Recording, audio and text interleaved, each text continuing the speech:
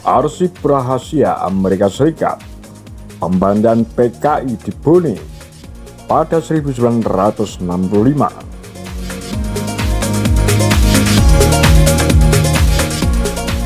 Sebuah kawat dari Kedutaan Besar Amerika Serikat di Jakarta kepada Washington menyebutkan adanya kerusuhan di Sulawesi Selatan.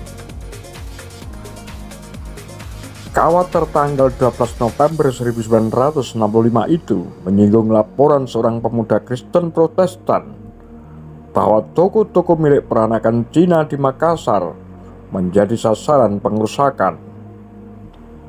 Amuk massa terjadi di tengah kampanye pengganyangan segala hal terkait Partai Komunis Indonesia (PKI).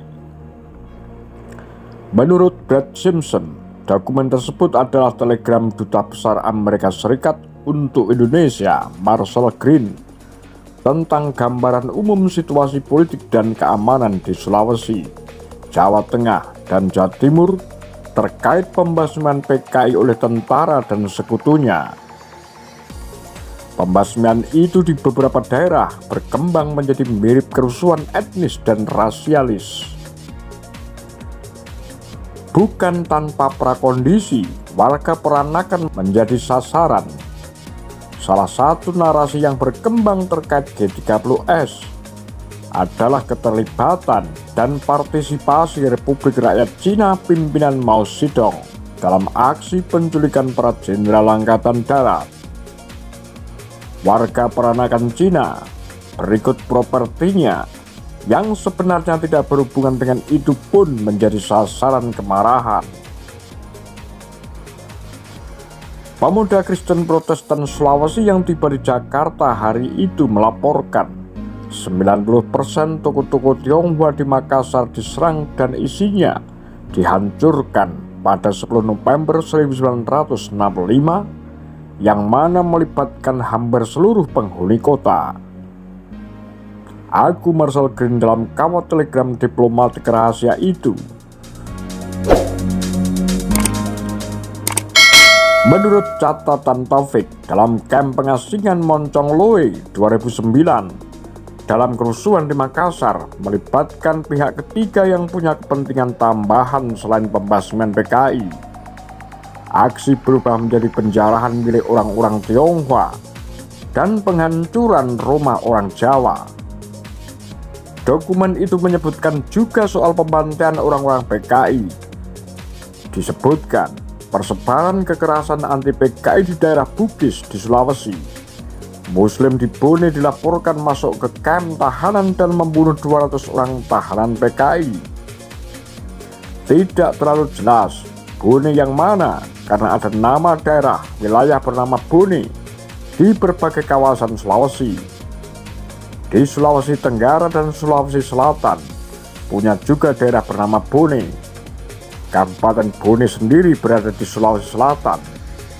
Di Muna, Sulawesi Tenggara, ada kecamatan bernama Bone.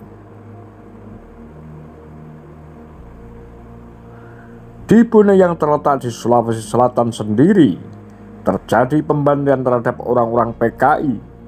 Dari wawancaranya dengan Anwar Abbas, Taufik dalam kamp pengasingan Moncong Loe menyebutkan pembunuhan terjadi di penjara Kodim Matampone, kurang lebih ratusan orang sipil yang berasal dari Jawa. Mereka umumnya karyawan pabrik gula Arasoe. Di sana, sentimen anti orang-orang Jawa sempat meningkat pada 1960-an. Pada masa-masa genting dan penuh desas-desus itu, ada yang menganggap orang Jawa identik dengan PKI. Para tahanan itu harus menghadapi kekerasan massa dan terbunuh dalam kerusuhan itu, melebihi pemenggalan kepala yang menjadi eksekusi standar di berbagai penjuru tanah air kala itu. Dalam peristiwa di Matampone, terjadi pencincangan tubuh atas orang-orang PKI. Pencincangan adalah mutilasi berat, berupa pemotongan dan penyayatan bagian-bagian tubuh sehingga terpisah dalam potongan-potongan. Tulis Rum Ali dalam Titik Silang Jalan Kekuasaan tahun 1966, terbit 2006. Soal pembantaian orang-orang PKI di Bone, Sulawesi Selatan juga disinggung dalam biografi presenter Andi F. Noya. Dalam Andi Noya, Kisah Hidupku, terbit 2015 yang disusun oleh Robert Adhika SP.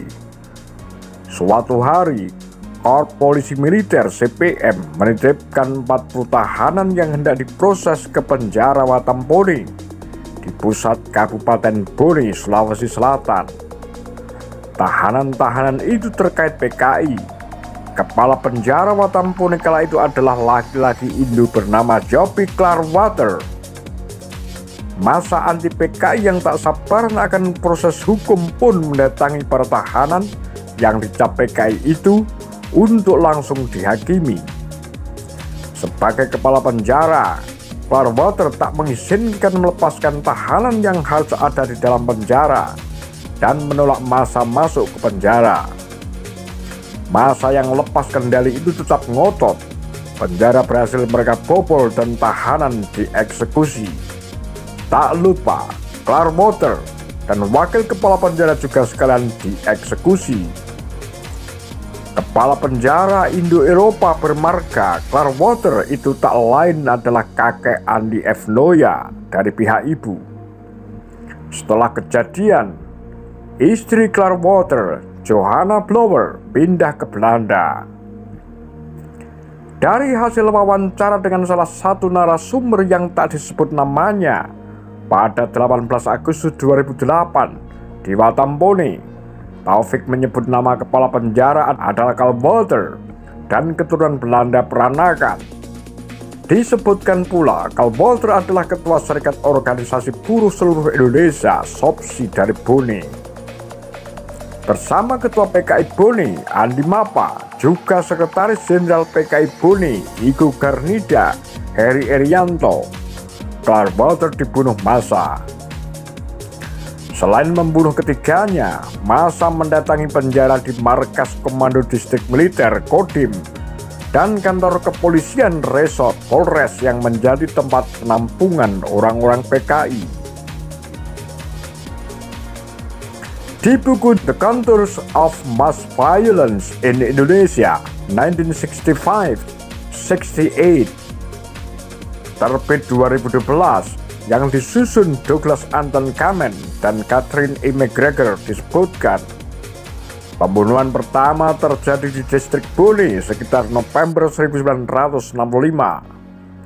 Clarwater adalah ketua SOPSI di Bone dan seorang Indo-Eropa yang juga kepala penjara di Bone.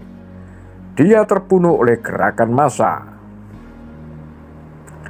Clarwater dan Clarwater bisa diasumsikan sebagai orang yang sama. Kesulitan lidah lokal menyebut nama Belanda seperti Clarwater akhirnya hanya menyebutnya menjadi Clarwater. Toh baik Clarwater maupun Clarwater bekerja sebagai kepala penjara Watampone dan sama-sama Indo-Eropa.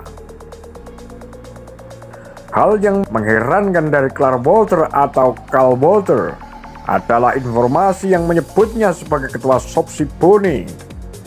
Dia sebenarnya bukan berlatar buruh. Dia pegawai penjara dan istrinya pemilik toko. Padu padan kombinasi yang membuat informasi dirinya sebagai tokoh SOPSI menjadi meragukan. Apa pendapat Anda?